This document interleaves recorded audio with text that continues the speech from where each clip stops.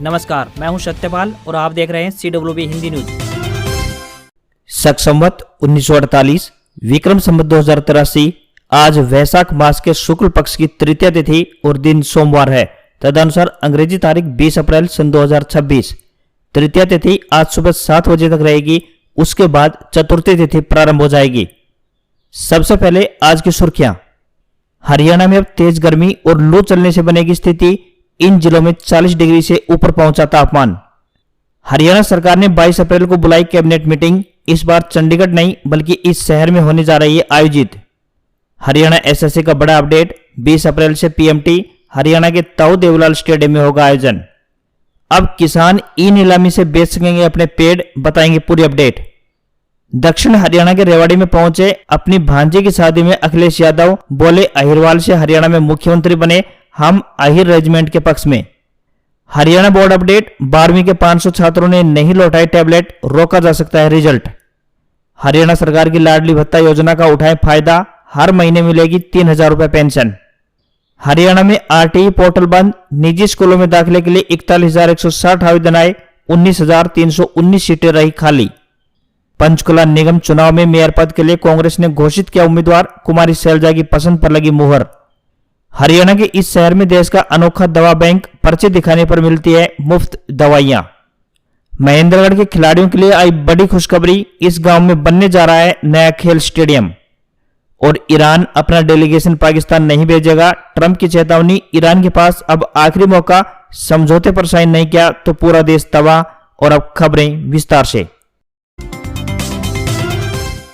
हरियाणा में मौसम परिवर्तनशील बना हुआ है और साथ ही तापमान में भी उतार चढ़ाव देखने को मिल रहा है। सुबह से ही सूर्यदेव की तेज धूप शरीर पर कांटे जैसे चुभने लगी है और पूरे दिन भारी तपिश रहती है। अब रातें भी उमस भरी रहने लगी हैं। आईएमडी के अनुसार राज्य में एक बार फिर से मौसम में बदलाव देखने को मिल सकता है। राज्य में तापमान पर नजर डालें तो तकरीबन 10 शहरों में अधिकतम तापमान 40 डिग्री सेल्सियस से ऊपर पहुंच गया है। इसमें अंबाला, करनाल, रोहतक, सिरसा, पलवल, सोनीपत, नूंह, महेंद्रगढ़ और जींद जिला शामिल है। लोगों ने बढ़ती गर्मी और उमस से राहत पाने के लिए एसी और कूलर का सहारा लेना शुरू कर दिया है। बाजारों में भी सूती कपड़ों की डिमांड बढ़ती जा रही है। लोग गर्मी से बचने के लिए जगह जगह पर ठंडे पेयजल पदार्थों का सहारा लेते हुए नजर आ रहे हैं। गर्मी इस कदर बढ़ गई है कि लोगों ने दिन में बाहर निकलना तक बंद कर दिया है। मौसम विशेषज्ञ डॉक्टर चंद्रमोहन के अनुसार राज्य में मौसम परिवर्तनशील बना हुआ है। 20 अप्रैल के बाद मौसम में फिर से बदलाव देखने को मिलेगा। इस दौरान तापमान में बढ़ोतरी होने की संभावना जताई जा रही है। इसके कारण राज्य में गर्मी के कड़वे तेवर देखने को मिल सकते हैं और लू चलने जैसी स्थिति उत्पन्न होगी। हरियाणा से इस वक्त ये एक बड़ी खबर सामने आ रही है। बता दें कि मुख्यमंत्री नायब सिंह सैनी की अध्यक्षता में कैबिनेट मीटिंग बुलाई गई है। 22 अप्रैल को आयोजित होने वाली यह बैठक इस बार चंडीगढ़ नहीं बल्कि दिल्ली से सटे गुरुग्राम के PWD रेस्ट हाउस में सुबह 9 बजे होगी। इससे पहले 8 अप्रैल को पिछली बार कैबिनेट मीटिंग बुलाई गई थी, जिसमें अग्निवीर जवानों को सरकारी नौकरियों में 20% आरक्षण, सीनियर सिटीजन के लिए फ्लोर एरिया रेशो यानी FAR में बढ़ोतरी जैसे महत्वपूर्ण फैसलों पर मुहर लगाई गई थी। अब 22 अप्रैल को आयोजित होने वाली इस बैठक में भी कई महत्वपूर्ण और बड़े फैसलों पर विचार किया जा सकता है, जिसमें रबी सीजन की फसलों की सरकारी खरीद, पुलिस भर्ती प्रक्रिया सहित कई अन्य तमाम तरह के मुद्दों पर चर्चा हो सकती है। हरियाणा पुलिस कांस्टेबल के 5,500 पदों के लिए 20 अप्रैल यानी आज से पीएमटी शुरू होने जा रहे हैं। इस भर्ती के लिए तकरीबन 2,80,000 आवेदन किए गए हैं। शारीरिक माप परीक्षा यानी पीएमटी के लिए कुल पदों के 15 गुना अभ्यर्थियों को बुलाया गया है। हरियाणा कर्मचारी चयन आयोग यानी HSSC की तरफ से शॉर्टलिस्ट उम्मीदवारों की लिस्ट जारी कर दी गई है। पीएमटी 20 अप्रैल यानी आज से पंचकुला स्थित ताऊ देवलाल स्टेडियम में होगा। हर दिन सुबह 6:30 बजे से शाम 4 बजे तक पीएमटी होगा। पहले दिन में प्रतिदिन 4 बैचों में लगभग 700 अभ्यर्थियों को बुलाया जा रहा है। पूरी प्रक्रिया को पूरा करने में तकरीबन 60 से 80 दिन लग सकते हैं। सबसे पहले पुलिस भर्ती के अभ्यर्थियों को बुलाया जाएगा।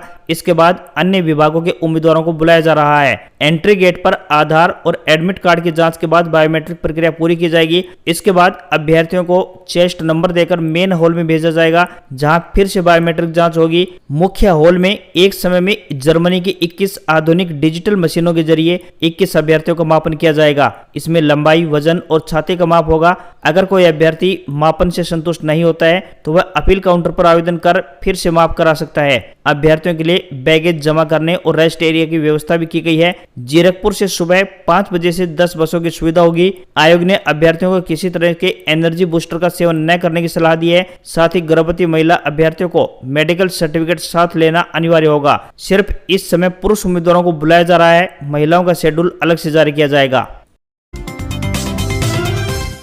हरियाणा सरकार द्वारा बेटियों वाले परिवारों के लिए लाडली सामाजिक सुरक्षा भत्ता योजना चलाई जा रही है। इस योजना के तहत पात्र परिवारों को हर महीने 3,000 रुपए की आर्थिक सहायता दी जाती है। इस योजना की शुरुआत साल 2016 में की गई थी। इसका मुख्य उद्देश्य कन्या भ्रूण हत्या को रोकना, समाज में बेटियों के प्रति सकारात्मक सोच विकसित करना और उनके पालन पोषण में परिवारों का सहयोग देना है। योजना का पात्र होने के लिए कुछ शर्तें निर्धारित की गई हैं। इसके तहत वही परिवार आवेदन कर सकते हैं जिनके घर केवल बेटियां हों और कोई बेटा न हो। इसके साथ ही माता पिता में से कम एक की आयु 45 वर्ष या फिर उससे अधिक होनी चाहिए। परिवार हरियाणा का स्थायी निवासी होना चाहिए। साथ ही परिवार की आय 2 लाख से अधिक नहीं होनी चाहिए। इस योजना का लाभ माता या पिता की आयु 45 वर्ष से लेकर 60 वर्ष तक मिलता है। मतलब अधिकतम 15 वर्षों तक इस योजना का लाभ उठाया जा सकता है, क्योंकि 60 वर्ष उम्र होने के बाद लाभार्थी वृद्धावस्था पेंशन के योग्य हो जाते हैं। इस योजना के तहत मिलने वाली राशि बच्चों के माता के बैंक के खाते में जमा की जाती है। इस योजना का लाभ उठाने के लिए आपको आधार कार्ड, परिवार पहचान पत्र,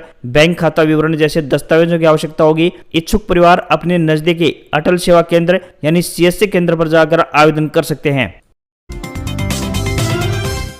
हरियाणा में शहरी निकाय चुनावों को लेकर भी सभी राजनीतिक दल अपनी अपनी तैयारियों को अंतिम रूप देने में जुट गए हैं। शनिवार को कांग्रेस पार्टी ने अंबाला और सोनीपत नगर निगम चुनावों को लेकर मेयर पद के उम्मीदवारों के नाम का ऐलान किया था।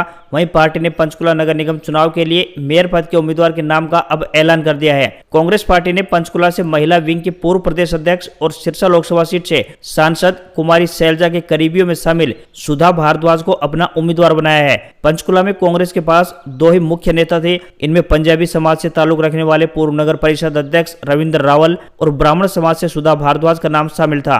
यहाँ सुधा भारद्वाज को कुमारी शैलजा के साथ साथ स्थानीय कांग्रेस विधायक चंद्रमोहन का भी साथ मिला, जिससे उनके लिए टिकट की राह आसान हो गई। हालांकि पूर्व मुख्यमंत्री एवं नेता प्रतिपक्ष भूपेंद्र सिंह हुड्डा ने रविंद्र रावल के नाम पर मुहर लगाई थी, लेकिन पार्टी के भीतर उनके नाम पर सहमति नहीं बन पाई। प्रदेश में शहरी निकाय चुनाव के लिए 21 से 25 अप्रैल तक नामांकन पत्र दाखिल किए जाएंगे, तो वहीं 27 अप्रैल को नामांकन पत्रों की जांच होगी और 28 अप्रैल को नामांकन वापसी के साथ शाम को चुनाव चिन्ह जारी किए जाएंगे। हरियाणा विद्यालय शिक्षा बोर्ड की 12वीं की परीक्षा खत्म होने के बाद भी करीब 500 विद्यार्थियों ने अपने टैबलेट अभी तक वापस जमा नहीं करवाए हैं। शिक्षा विभाग ने इसे गंभीरता से लेते हुए सख्त चेतावनी जारी की है। टैबलेट नहीं लौटाने वालों के खिलाफ विभाग सख्त कदम उठा सकता है। जरूरत पड़ने पर बोर्ड को सिफारिश भेजकर ऐसे छात्रों का परिणाम भी रोका जा सकता है। अकेले फरीदाबाद जिले में तकरीबन 100 विद्यार्थियों ने अभी तक टैबलेट जमा नहीं करवाए हैं। सरकार की योजना के तहत पिछले सत्र में हजारों विद्यार्थियों को पढ़ाई के लिए टैबलेट वितरित किए गए थे। यह टैबलेट केवल शैक्षणिक उपयोग के लिए दिए गए थे और बोर्ड परीक्षा समाप्त होने के बाद इन्हें स्कूल में जमा करवाना अनिवार्य है। इसी के तहत अब विभाग ने इन सभी छात्रों से जल्द टैबलेट लौटाने की अपील की है। प्रदेश में किसान अब अपने खेतों में खड़े एग्रो फॉरेस्ट्री पेड़ जैसे यूकेलिप्टस और पॉपुलर को हरियाणा फॉरेस्ट डेवलपमेंट कॉर्पोरेशन के ई नीलामी पोर्टल के जरिए बेच सकेंगे। HFDC की 146वीं बोर्ड बैठक की अध्यक्षता करते हुए चेयरमैन एवं अतिरिक्त मुख्य सचिव सुधीर राजपाल ने यह जानकारी दी है। इस नई व्यवस्था से किसानों को बिचौलियों पर निर्भर नहीं रहना पड़ेगा और उन्हें अपने पेड़ों का बेहतर दाम मिल सकेगा। सरकार ने इस पहल से पारदर्शिता बढ़ने और ज्यादा खरीदार मिलने से किसानों की आय में तकरीबन 25% तक वृद्धि की उम्मीद जताई है। किसान चाहे तो न्यूनतम मूल्य खुद भी तय कर सकते हैं। इसके बाद पेड़ों को ई नीलामी पोर्टल पर डाल दिया जाएगा। बोली लगने के बाद किसान को जानकारी दी जाएगी और सहमति मिलने पर सौदा पक्का होगा। HFDC कुल राशि का केवल 5% सेवा शुल्क लेकर बाकी पैसा किसानों के सीधे खाते में ट्रांसफर कर देगा। उत्तर प्रदेश के पूर्व मुख्यमंत्री एवं समाजवादी पार्टी के राष्ट्रीय अध्यक्ष अखिलेश यादव रविवार को हरियाणा के रेवाड़ी पहुंचे। वह ओल्डराव पैलेस में अपनी भांजी डॉक्टर श्वेता की शादी में शामिल हुए। इसके बाद वह पूर्व मंत्री कैप्टन अजय सिंह यादव के घर पर गए। मीडिया से बातचीत में अखिलेश यादव ने कहा कि अहिरवाल ही हरियाणा में सरकार बनाते हैं, इसलिए मुख्यमंत्री भी अहिरवाल से ही होना चाहिए। हम अहिर रेजिमेंट के पक्ष में हमेशा रहे हैं। वहीं गुजरात रेजिमेंट भी बननी चाहिए, क्योंकि वहां के लोग कम संख्या में सेना में जाते हैं। बता दें कि अखिलेश के पिता स्वर्गीय मुलायम सिंह यादव की चचेरी बहन कुसुमलता की रेवाड़ी में शादी हुई थी। कुसुमलता की नातिन डॉक्टर श्वेता है, वे विराट अस्पताल में डॉक्टर हैं। उनके मंगेतर डॉक्टर ऋषभ भी रेवाड़ी के ही रहने वाले हैं। अखिलेश यादव ने कहा है कि विपक्ष की एकजुटता के चलते मोदी सरकार झुक गई है। मोदी सरकार जनगणना से भाग रही है, क्योंकि जनगणना से जातियों का पता चलेगा और लोग बाबा साहब के संविधान के तहत अपने हक और अधिकार मांगेंगे। विपक्ष पूरी तरह से महिला आरक्षण के पक्ष में है। मनमाने तरीके से परिसीमन थोपने का षड्यंत्र रचा गया था।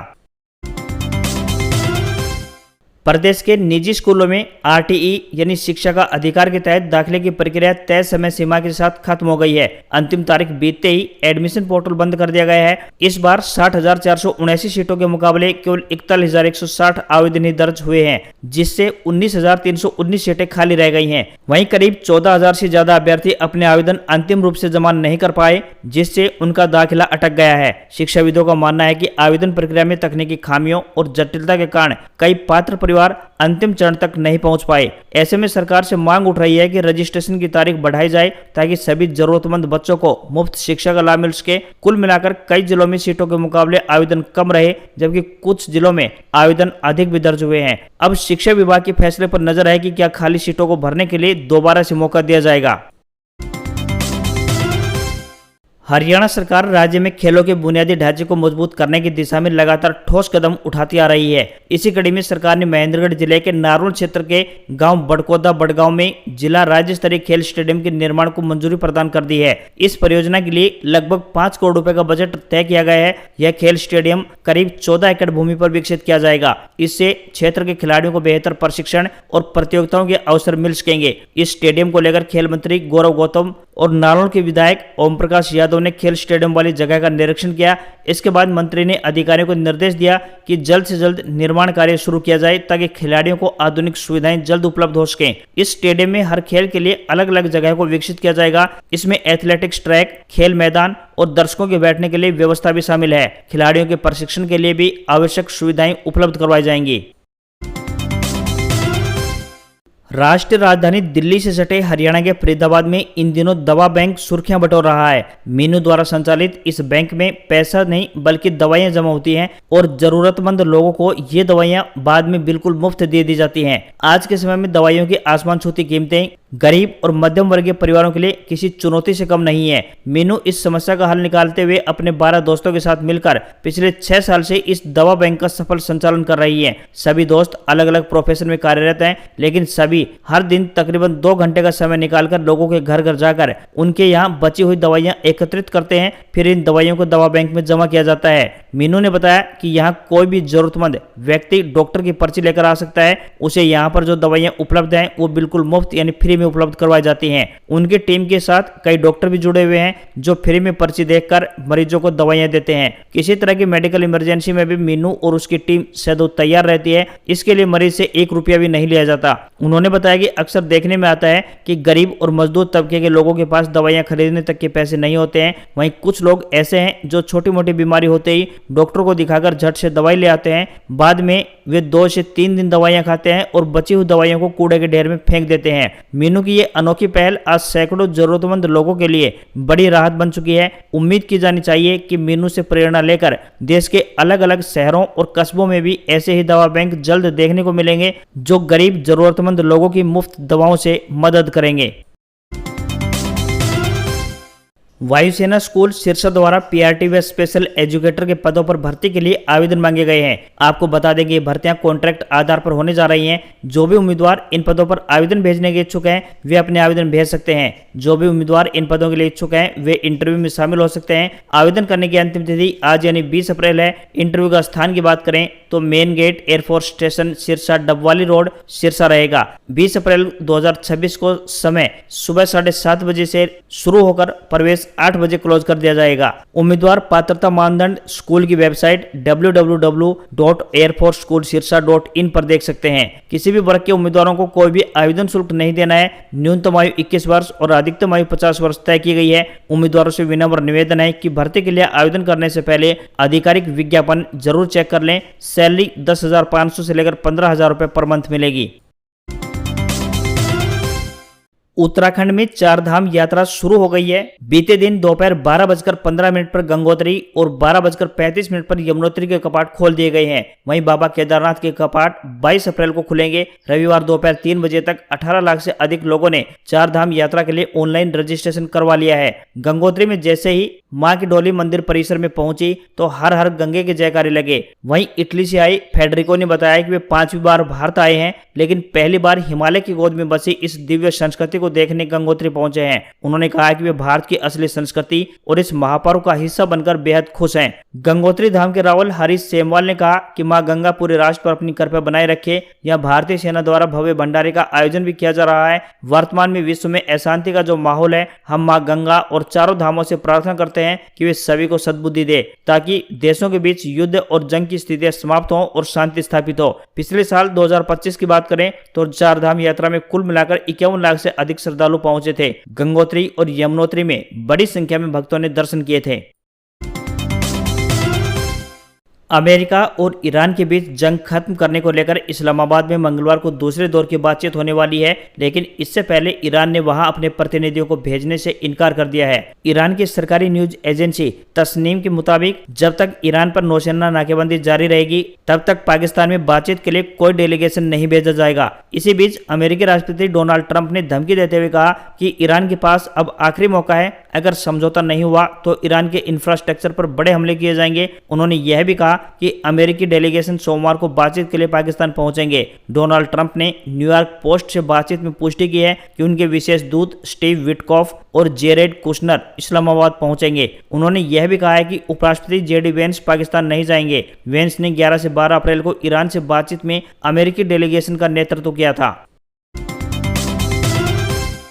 भारतीय शेयर बाजार में आज यानी 20 अप्रैल से शुरू होने वाले इस हफ्ते की शुरुआत तेजी के साथ हो सकती है। ईरान के साथ अमेरिका की जंग के जल्द खत्म होने की उम्मीद और गिरते क्रूड ऑयल के दाम बाजार को सहारा दे रहे हैं। इसी के अलावा चौथी तिमाही के नतीजे, विदेशी निवेशकों की एक्टिविटी और ग्लोबल मार्केट की चाल भी बाजार की दिशा तय करने वाले मुख्य कारण होंगे। ईरान अमेरिका के बीच तनाव को कम करने के लिए अगले दौर की बातचीत सोमवार यानी आज से पाकिस्तान में शुरू हो सकती है। तनाव कम होने की खबरों से शेयर बाजार के सेंटिमेंट सुधरने की उम्मीद है। तो वहीं शुक्रवार को तेल सप्लाई के अहम समुद्री मार्ग हॉर्मुज स्ट्रेट के खुलने की खबरों से ब्रेंट क्रूड तकरीबन 10% सस्ता होकर $90 प्रति बैरल पर पहुंच गया है। शेयर बाजार पर भी इसका असर दिखाई दिया। गिफ्ट निफ्टी 250 अंक चढ़कर बंद हुआ। अमेरिकी बाजार में भी तकरीबन 1.5% की तेजी रही। बाजार की नजर इस हफ्ते आने वाले चौथी तिमाही यानी क्वार्टर 4 के नतीजों पर भी रहेगी। डॉलर के मुकाबले रुपया 0.3% बढ़कर यानी ₹92.92 पर बंद हुआ। आज खबरों में इतना ही। देखते रहिए आपका अपना हरियाणा का सबसे बेहतरीन news channel CWB Hindi news. नमस्कार। इसी आशा के साथ आपका दिन शुभ रहे।